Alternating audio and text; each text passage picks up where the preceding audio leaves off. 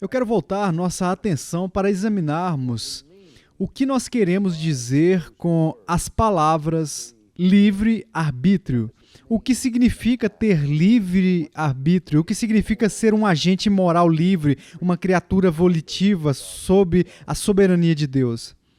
Antes de mais nada, deixe-me dizer que existem diferentes perspectivas do que constitui o livre-arbítrio, que é usado na nossa cultura. E eu acho que é importante que reconheçamos essas diferenças. O primeiro ponto de vista que eu vou mencionar é a visão humanista do livre-arbítrio, que eu diria que é a visão mais prevalente da liberdade humana que encontramos na nossa cultura. E me entristece dizer isso, mas, em minha opinião, é a opinião mais apoiada dentro da igreja, bem como fora da igreja. Nesta visão, livre-arbítrio é definido como a nossa capacidade de tomar decisões espontaneamente. Quer dizer que as decisões que nós tomamos não são condicionadas de jeito nenhum ou determinado por nenhum preconceito, inclinação ou disposição anterior. Deixe-me repetir, tomamos nossas decisões espontaneamente. Não há nada anteriormente, antes da decisão ser tomada, que determina a decisão sem prejuízo, nenhuma disposição anterior ou qualquer inclinação anterior. Mas a decisão ocorre literalmente por si só, como uma ação espontânea da pessoa. Agora, desde o começo, vejo dois problemas sérios que enfrentamos como cristãos com essa definição de livre-arbítrio.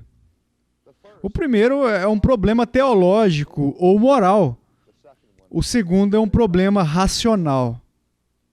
E eu realmente deveria dizer que existe 3 problemas, porque toda a conferência se concentrará no terceiro.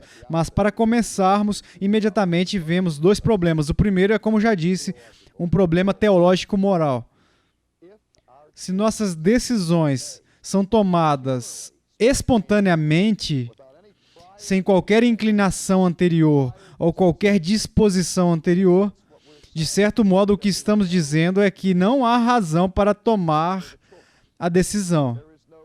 Não há motivação ou razão para fazer uma decisão, uma escolha. Isso acontece espontaneamente.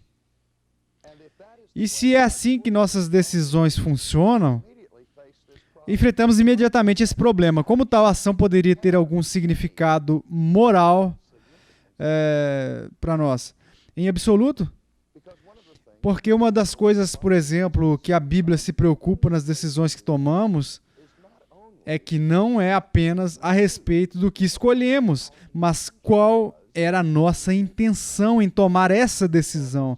Por exemplo, lembramos da história de José ser vendido como escravo por seus irmãos.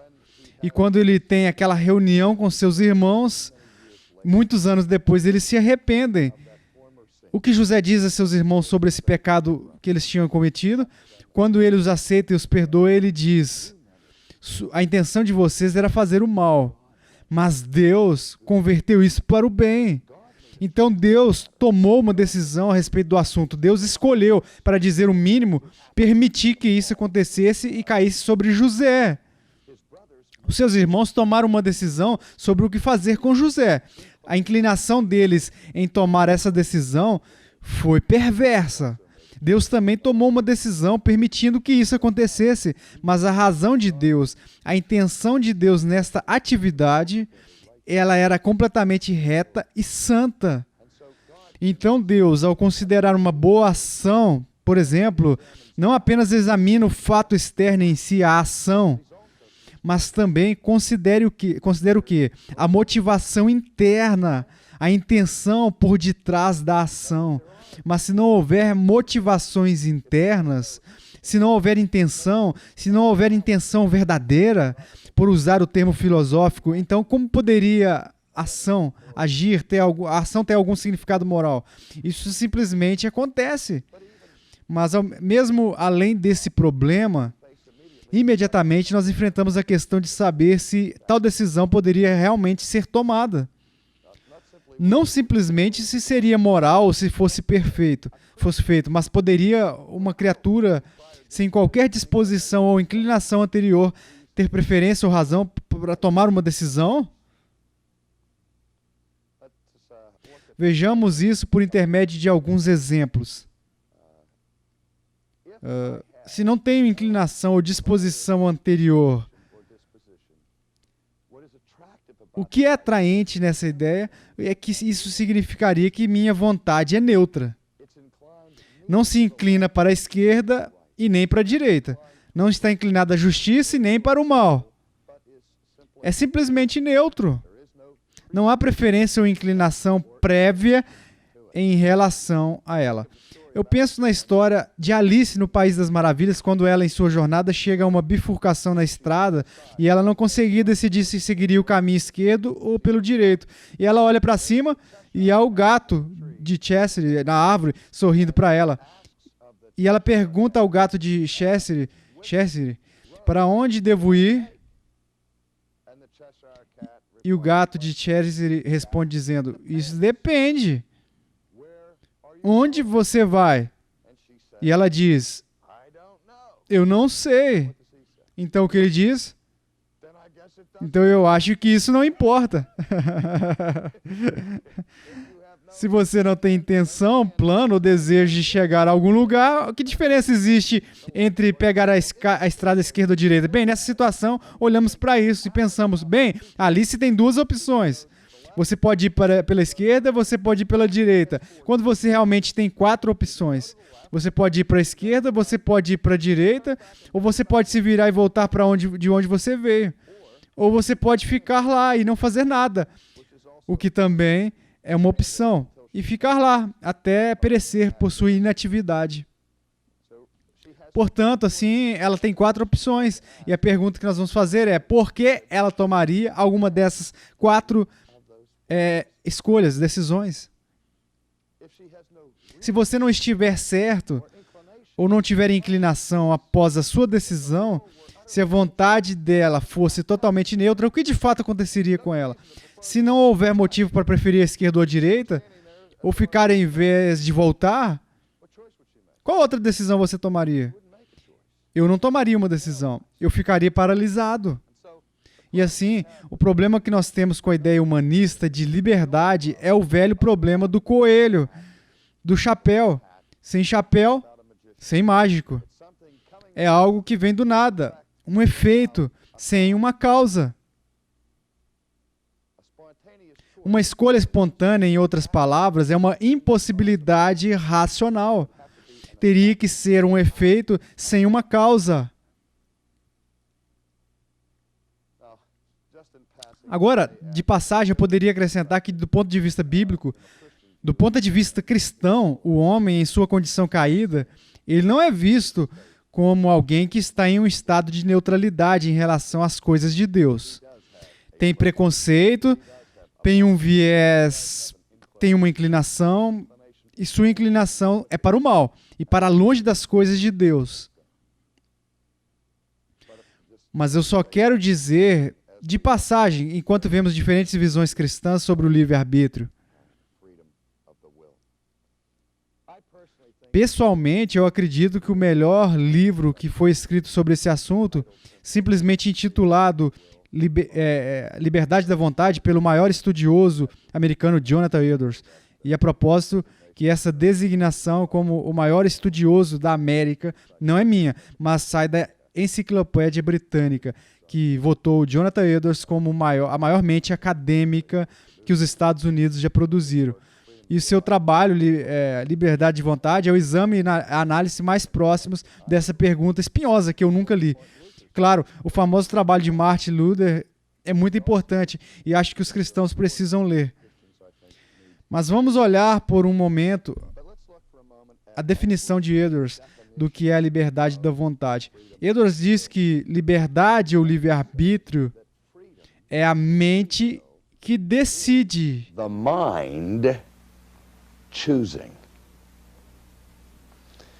Now, what he's saying there, Agora, o que você está dizendo aqui é que, embora você distinga entre a mente e a vontade, ele diz que os dois são inseparavelmente relacionados. Não tomamos decisões morais sem a aprovação da mente.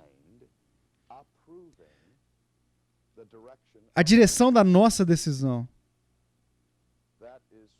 Essa é uma das dimensões que está intimamente relacionada ao conceito bíblico de consciência. O que são escolhas morais, o que a mente está envolvida em decisões morais. Eu percebo certas opções, e se eu preferir sobre um ou outro, por ter uma preferência, antes que eu possa tomar uma decisão, eu tenho que estar ciente de quais são essas opções para que eu tome uma decisão moral. Então, a vontade não é algo que age independentemente da mente, mas age em conjunto com a mente. O que a mente considera desejável é o que a vontade estará inclinada a escolher.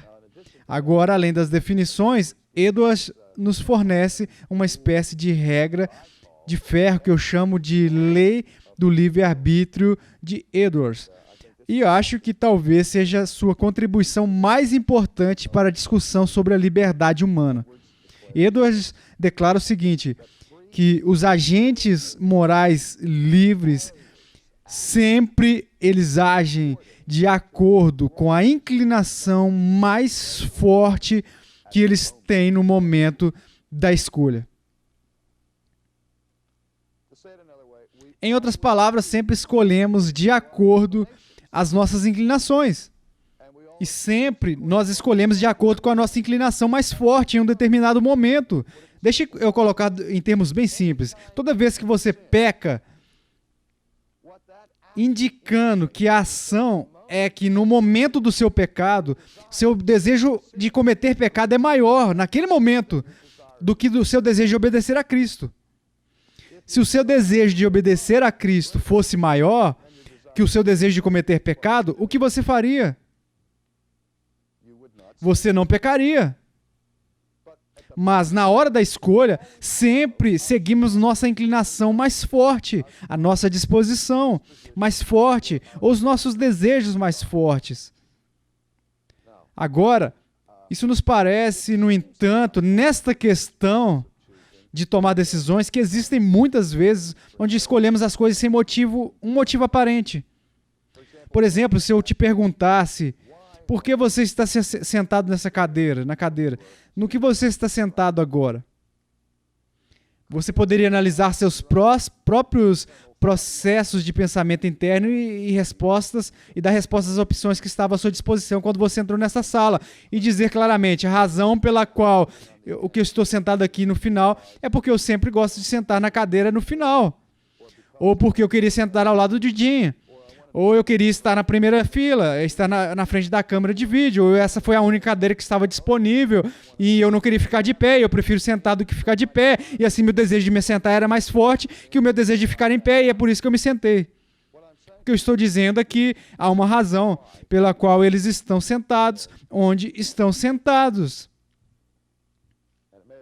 E isso pode ter sido uma decisão muito rápida, ou pode ser que ele seja preguiçoso e ele não gosta de andar, e que a cadeira que ele viu de graça foi o mais próximo que ele encontrou disponível. As razões provavelmente serão mais profundas que isso. Existem pessoas que, se você as faz caminhar em direção a um parque, onde existe um banco gratuito com espaço para 3 pessoas, mas essas pessoas, se você as fizer caminhar até um banco no parque, ou se você os faz caminhar até um parque e há um banco vazio, e eles se sentam no banco 100 vezes, eles vão sentar 100 vezes eles vão sentar no final do banco em vez de no centro do banco. De fato, geralmente estará na extrema esquerda ou extrema direita, enquanto outras pessoas sempre escolhem o centro. Por quê? Algumas pessoas gostam de multidões. Elas gostam de estar no meio da ação, elas têm uma personalidade gregária. Outras pessoas gostam de estar bem seguras, em um local em que possam ter uma saída segura e permanecerão no final do banco. E deixe-me dizer que nem sempre estão sentados ali analisando com muito cuidado o porquê tomamos as decisões que tomamos. Uma razão para cada escolha que nós fazemos. E sempre agimos de acordo com a inclinação mais forte naquele exato momento. Agora, há duas coisas que podemos levantar aqui imediatamente. Desafiar a lei eleitoral de Edwards. A primeira é, bem, eu posso te dizer muitas ocasiões em que eu fiz coisas que eu realmente não queria fazer e onde eu experimentei coerção. Bem, o que envolve coerção são forças externas vindo em nossas vidas, tentando nos forçar a fazer coisas que, se tudo fosse o mesmo, não escolheríamos fazer. Mas na maioria dos casos, o poder da coerção, você pode restringir nossas opções para duas. Eles podem reduzir significativamente nossas opções. Se, por exemplo, um atirador se aproxima de mim na calçada e coloca a arma na minha cabeça e diz, a bolsa ou a sua vida. Apenas reduzir minhas opções para duas, ok? Por força externa e coerção. Mas, se todas as circunstâncias fossem as mesmas, eu não estaria procurando entregar minha carteira naquela noite. Então eu não teria grande desejo de dar a esse homem o meu dinheiro. Mas quando a arma está na minha cabeça e as minhas opções são o meu cérebro na calçada ou a minha carteira no seu bolso, de repente eu tenho um desejo mais forte, viver e perder meu dinheiro, do que morrer e também perder o meu dinheiro. Então, naquele momento, o nível do meu desejo de viver, por ser mais forte do que o nível do meu desejo por resistir a este homem, e, portanto, eu dou a ele a minha carteira. Agora, pode haver pessoas na mesma situação que diriam, eu prefiro morrer a dar a ele por força. Embora eu saiba que se eu me recusar a te dar essa carteira, ele vai me matar de qualquer jeito, vai pegar o meu dinheiro, mesmo assim. Eu não vou ajudá-lo. Então, eles dizem, atire em mim. Mas mesmo nesse caso, se o desejo de resistir é maior que o desejo deles de não resistir. Então, eles resistem. Está claro? Assim mesmo, quando nossas opções são bastante reduzidas e forças externas mudam nossos níveis de desejo, porque esse é outro ponto que temos que levar em consideração, e é que os desejos humanos flutuam, e são muitos. Em nossas situações em que estamos tomando decisões, é raro escolhermos apenas duas opções. Ou mesmo entre uma boa e outra ruim. Uma das decisões morais mais difíceis para um cristão tomar é entre duas coisas boas. Temos duas oportunidades, mas não estou certo de qual é aquele que posso servir mais a Cristo. E isso se torna muito difícil. Sabemos que os nossos níveis de desejo mudam e flutuam, mas a segunda objeção que eu ouço vindo é a afirmação de que o apóstolo Paulo faz quando ele diz, o bem que eu quero eu não faço. E o que eu não quero é exatamente o que eu faço. E isso parece sugerir ali mesmo que o apóstolo Paulo, pela autoridade apostólica, está nos dizendo de que, de fato, é possível que uma pessoa escolha algo contra o que ele quer fazer, escolha contra seus desejos. Em resposta a isso, eu posso dizer que eu não acho que foi a intenção do apóstolo nos dar um tratado técnico sobre o complexo do funcionamento do corpo docente para decidir, mas o que ele expressa é algo que todos experimentamos. O fato de termos um desejo interior de agradar a Cristo.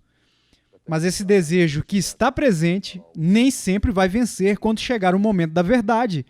Se como cristão tudo mais era o mesmo, e você me diz, Spro, você gostaria de estar livre do pecado? Eu dizia, é claro que eu gostaria de me libertar do pecado.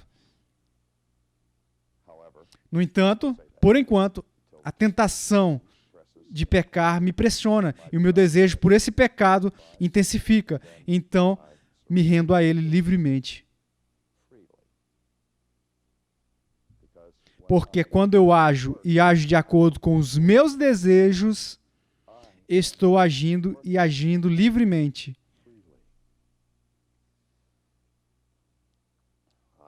Ok, deixe-me continuar. Calvino, ao examinar a questão do livre-arbítrio, diz que se por livre vontade queremos dizer aquele homem caído tem a capacidade de escolher o que quer,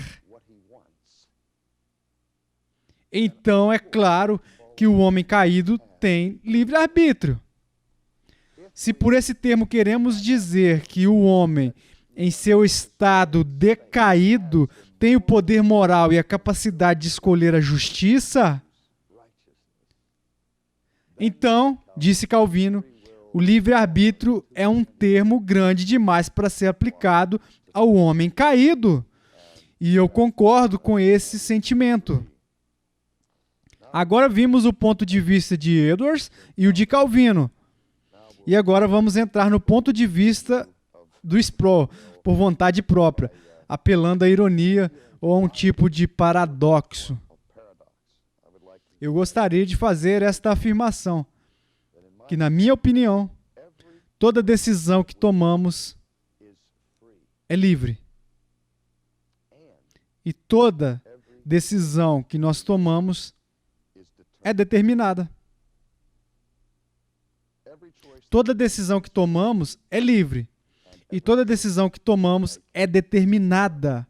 Agora, isso parece completamente contraditório, porque normalmente vemos as categorias de determinado e de liberdade, como se fossem mutuamente exclusivos, dizendo que se algo for decidido para outra coisa, que é como dizer que é causado por outra coisa, que parece indicar que não poderia ser livre. Mas do que estou falando não é determinismo.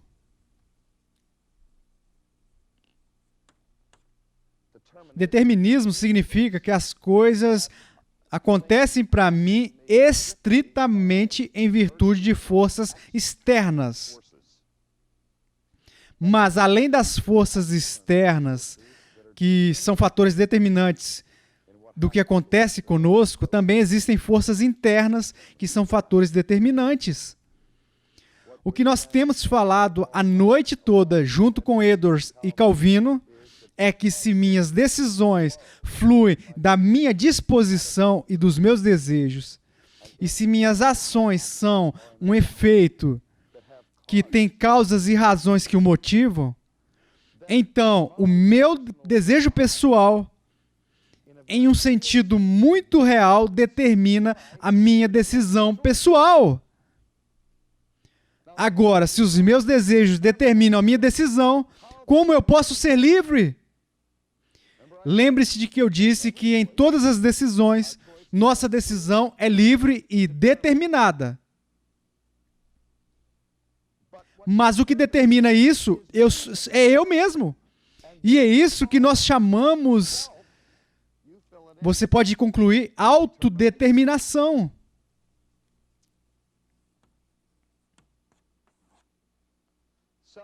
Autodeterminação, que não é a negação da liberdade, é a essência da liberdade.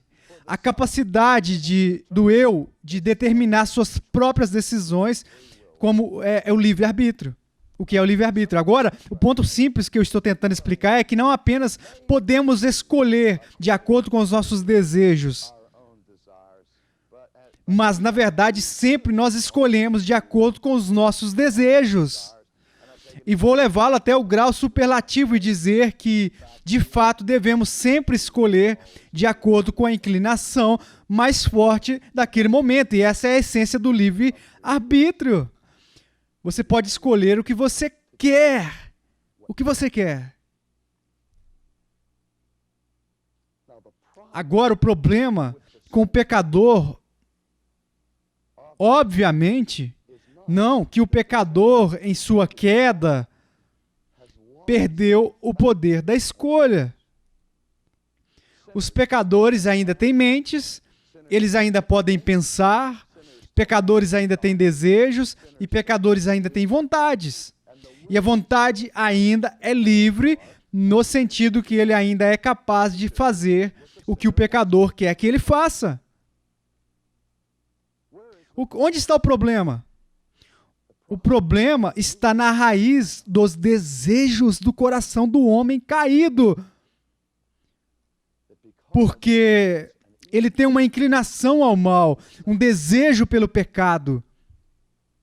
Ele peca. Os pecadores pecam porque querem pecar. Portanto, eles pecam livremente. Os pecadores rejeitam a Cristo porque eles querem rejeitar a Cristo. Portanto, eles rejeitam livremente.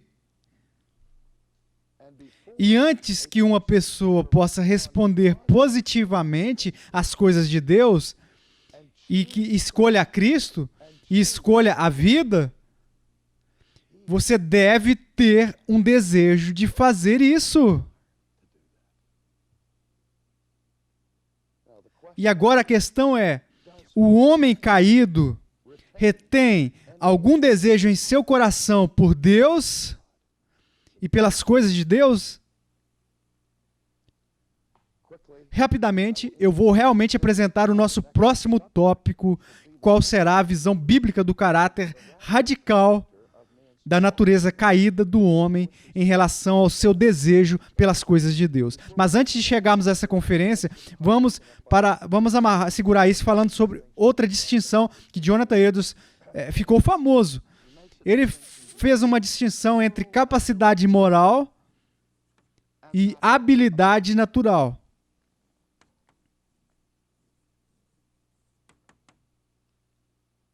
A capacidade natural tem a ver com capacidades que temos por natureza. Como ser humano, eu tenho a capacidade natural de pensar. Eu tenho a capacidade de falar. Eu posso andar a pé. Eu não tenho a habilidade natural de voar pelo ar sem a ajuda de uma máquina. Os peixes têm a capacidade de viver debaixo d'água por longos períodos, sem tanques de oxigênio e sem equipamento de mergulho e assim por diante, porque Deus lhes deu barbatanas e brânquias. Ele deu o kit natural necessário para torná-los capazes de viver naquele ambiente. Portanto, eles têm uma habilidade natural que eu não tenho. Deus deu aos pássaros habilidades naturais que eu não tenho. Ok? Mas estamos falando de capacidade moral. Estamos falando a respeito da capacidade de ser justo, bem como o de ser pecadores. O homem foi criado com a capacidade de ser justo ou de ser um pecador. Mas o homem caiu. E o que o Edwards diz é que em seu estado decaído, não tem mais capacidade por si só, moralmente, para ser perfeito. Porque você nasceu em pecado, foi concebido no pecado original. Tem uma natureza caída, uma natureza pecaminosa, o que torna completamente impossível para ele alcançar a perfeição neste mundo. Você ainda tem o poder de pensar, você ainda tem a capacidade de tomar decisões, mas o que falta é a inclinação ou a disposição para a piedade. Agora vamos ver se isso é consistente com o que a Bíblia ensina sobre a condição da queda do homem, mas eu estou dando a você agora como uma visualização. Neste ponto, Edwards simplesmente ecoa do que Agostinho havia ensinado séculos antes, com uma distinção semelhante. Agostinho disse que o homem tinha um arbítrio livre, ou livre-arbítrio, mas que o homem perdeu no inverno, eram libertas, ou liberdade, o que a Bíblia chama de liberdade moral. A Bíblia fala de homens caídos, dizendo que são escravos do pecado. E aqueles na escravidão perderam alguma dimensão da liberdade moral, de liberdade moral. Eles ainda tomam decisões e têm livre-arbítrio.